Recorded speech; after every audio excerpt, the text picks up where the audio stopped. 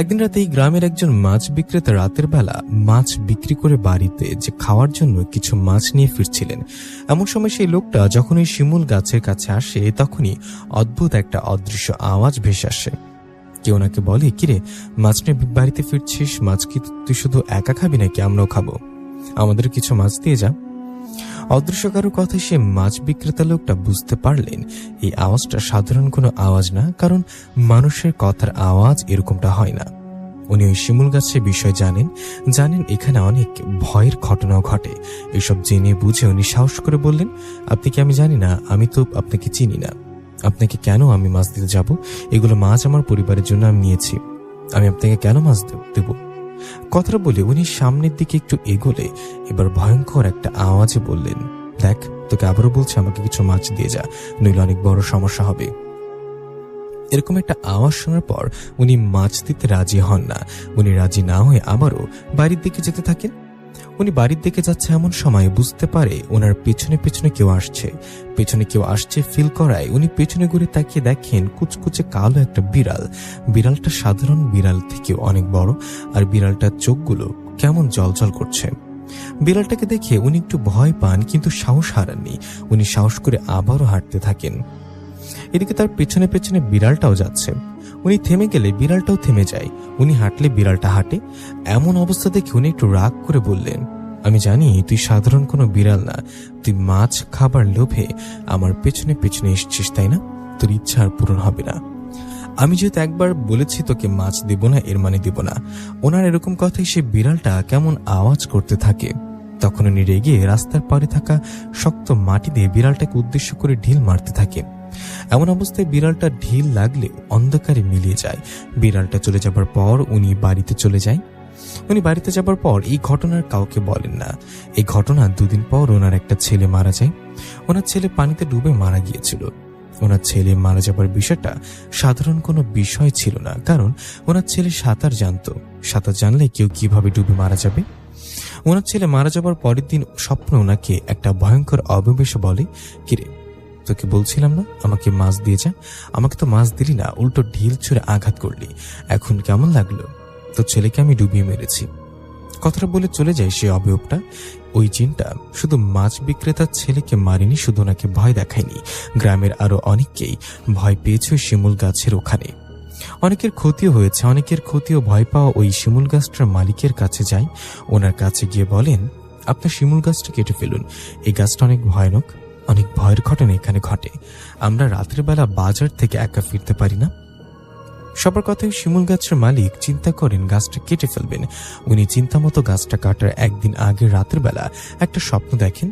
উনি স্বপ্নে দেখেন কালো কুচকুচে দুটো ভয়ানক অবিবেশে বলছে, তোর এই শিমুল গাছটা কাটবি না, যদি ওটা ভুল করে কাটার চেষ্টা করিস তো তোর অনেক বড় ক্ষতি হয়ে যাবে। তোর যে ছোট মেয়েটা, ওকে আমরা নিয়ে গেলাম। কাল তুই গাছটা কাটা দেখে বেরোতে থাকবি। কাল যদি গাছটা কাটিস তো তোর মেয়েকে আর ফিরে পাবি না, আর যদি গাছ না কাটিস তো তোর মেয়েকে আমরা ফিরে দিয়ে যাব। এই কথাটা বলে সে অবয়ব দুটো চলে যায়। ওরা চলে যাবার সাথে সাথেই শিমুল গাছের মালিকের ঘুম ভেঙে যায়। ওনার ঘুম ভেঙে যাওয়ায় উনি পাশে তাকিয়ে দেখেন ওনার স্ত্রী শুয়ে আছে ঠিকই, কিন্তু ওনার মেয়েটা পাশে নেই। মেয়ে পাশে না দেখে উনি ওনার স্ত্রীকে ডেকে তুলে এরপর সাবধানে খুঁজে, কিন্তু ওনার মেয়েটাকে কোথাও খুঁজে পান না। মেয়েকে খুঁজে না পেয়ে পাগলের মতো হয়ে যান ওনারা। এদিকে রাত পেরিয়ে সকাল হয়। সকাল হলে উনি চলে যায় একজন কবিরাজের বাড়িতে। কবিরাজের বাড়িতে গিয়ে সব খুলে বলে। সব শুনে কবিরাজ বলেন, আপনি আপনার এই শিমুল গাছটা কাটবেন না। গাছটা না কাটলে ওরা আপনার মেয়েকে ফিরিয়ে দিয়ে যাবে। আপনার ভয় পাবেন না, যান বাড়িতে যান। কবিরাজের কথায় গাছের মালিক বাড়িতে আসেন। বাড়িতে আসার পর ওই শিমুল গাছটা কাটার চিন্তা বাদ দেন। সবাইকে বলে দেন ওই গাছ উনি কাটবে না। গাছ কাটার প্ল্যান বাদ হবার পর সে রাতে কথা মতোই জিনেরা ওনার মেয়েকে ফিরিয়ে দিয়ে যান। এই ঘটনার পর থেকে গ্রামে যে যাই বলুক, ওই শিমুল গাছের মালিক গাছটা কাটে না। তখন থেকে গাছটা ওভাবেই পড়ে থাকে। গ্রামের এই গাছটার বিষয়ে সবাই জানে। সবার মাঝে আমাদের গল্পের নায়িকা আশাও জানে। আশা ওই শিমুল গাছের বিষয় জেনে মনে মনে ভাবতে থাকে, সবাই তো ওখানে ভয় পায়, ওই শিমুল গাছ নাকি খারাপ ভয়ানক জিন থাকে, তাহলে আমি স্বপ্নে ওখানে সুন্দর জিন দেখলাম কেন? এসব ভাবতে ভাবতে আশা সকালের খাবার খেয়ে ওর বান্ধবী সাবিনার কাছে গিয়ে বললেন, এই সাবিনা শোন, জানিস, গতকাল রাতে অদ্ভুত একটা স্বপ্ন দেখছি। আমি দেখি ওই শিমুল গাছের পাশে দাঁড়িয়ে আছি, আর আমার পাশে দাঁড়িয়ে আছে সুন্দর দেখতে একটা জিন। আশার কথায় সাবিনা বললেন, আরে কি বলিস, সত্যি নাকি? তুই ওখানে সুন্দর জিন দেখলি কিভাবে? তুই জানিস না ওই গাছটা ভয়ানক, ওখানে খারাপ জিনেরা থাকে? সেটা তো জানি, কিন্তু ওই জিনটা সুন্দর ছিল। ওর উচ্চতার রূপ মানুষদের থেকে সুন্দর ছিল।